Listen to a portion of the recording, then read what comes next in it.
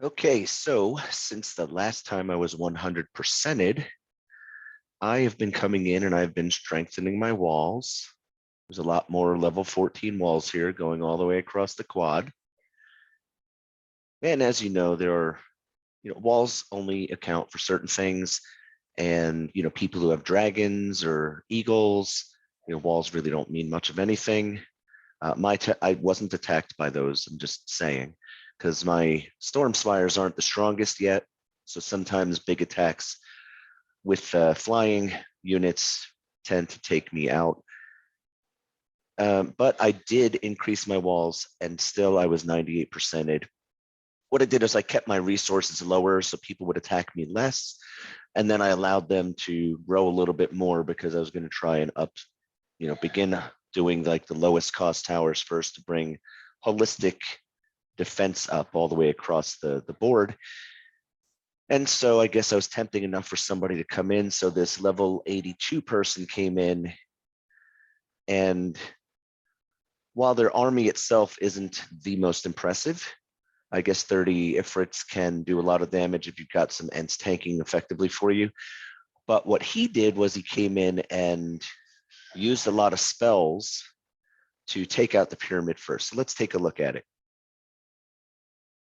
It's a little disheartening because I kind of thought that the towers or that the pyramid would be a little bit immune from you just being able to use spells to take it out. I know you can do it inside of the Pirate Island event, but I didn't think that it was something that would work so easily inside of here. But as you can see, it took him 6 lightning spells and at least 2 fiery meteor spells to take it out. And then he still had some of these, I don't remember the name of it. It's not the magic trap, but it's the other one you get with the Brotherhood. And he was able to take out a fire tower and a ziggurat and whatnot over here. So he basically took the biggest weapon out first. And he's just going to have his units tank and have these Ifrits just pretty much blow anything out of its way. One thing I'll say here is that he's not using a fast army. So he's got a fast army for his Ents, because that'll only take 30 minutes to build all of them. But then you have these Ifrits, and I'm not exactly sure how long they take to build, but building 30 of them and you only get one building to build them out of, it's going to take more time. And I think he's probably going to put himself over an hour with that. I'll take a look at it when he's done destroying everything here. Looks like I might get to kill one of the Ents. And he's still got 6 mages he's got on deck over here. He deployed one over here. Yeah, I only killed one of the Ents so far.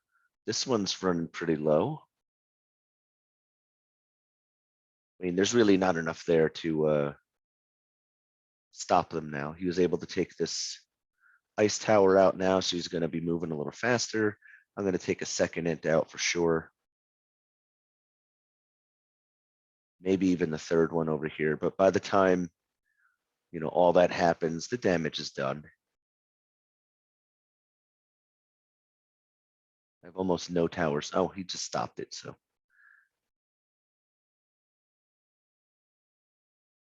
I didn't lose as much as last time because I wasn't building up quite as high, but he managed to get himself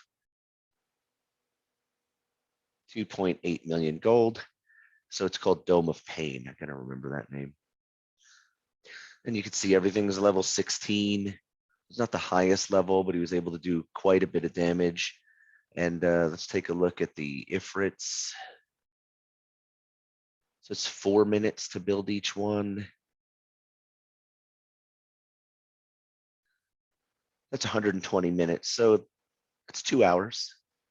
So he's got a 2-hour army. So you're effectively, I mean, you can take out somebody like me with an army like that, but you're not going to have all those spells all the time. So it's like a one-hit thing. And it takes you 2 hours to build it. So you're basically lowering, if you have any army that takes longer than an hour, you're you're basically decreasing the amount of resources that you can get effectively. So 2 hours means you're lowering the amount of resources you can get by 50%. So even though it was effective, I don't think it's really viable long-term or regular attack strategy. But it was a good test for me, and it does show me another way in which somebody will try to attack me. And it proves to me that the pyramid is vulnerable to spells if you have enough of them, and the majority of them need to be celestial lightning, because that one packs the most punch, and he had to use 6 of them to hit it, and then still had to resort to the fiery meteor.